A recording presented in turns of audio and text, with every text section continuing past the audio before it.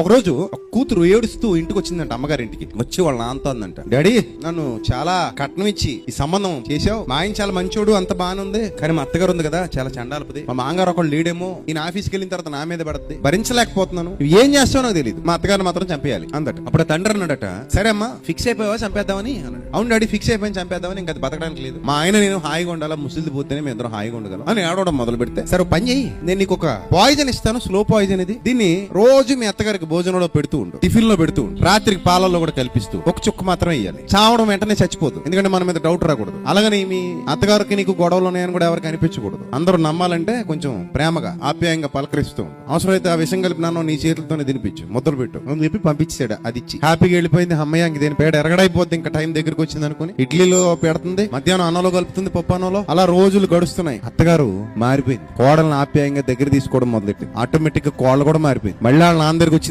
Daddy మా అత్తగారు చాలా మంచిది, అనవసరంగా ఎన్నాళ్ళ విషయం పెట్టేశాం, నా మనసు ఒప్పుకోవట్లేదు, నాకు మా అత్తగారు కావాలి, ఆ విషయానికి విరుగుడు ఇచ్చారు. సో మా అత్తగారు చావకూడదు, చాలా మంచిది మా అత్తగారు లేకపోతే నేను బతకలేనట్టుందంట. అప్పుడు వాళ్ళ నాన్న అన్నాడంట, నేను నీకు ఇచ్చింది విషయం కాదు, బలంటానికే, ఈసారి హ్యాపీగా మీ అత్తగారు నువ్వు సంతోషంగా ఉండండి అని చెప్పి పంపించాడు. ఈ విషయం మీకు ఎందుకు చెప్తున్నానంటే, ఒక మనిషిని మనవశం చేసుకోవాలంటే ప్రేమతో సాధ్యం తప్ప ద్వేషంతోనో పగతోనో ఎవరిని మనం సాధించలేము. సో అందుకే ప్రేమ ద్వారా సాధించేది శాశ్వతంగా ఉంటుంది, కత్తుల ద్వారా కర్రల ద్వారా సాధించేది శాశ్వతంగా ఉండదు.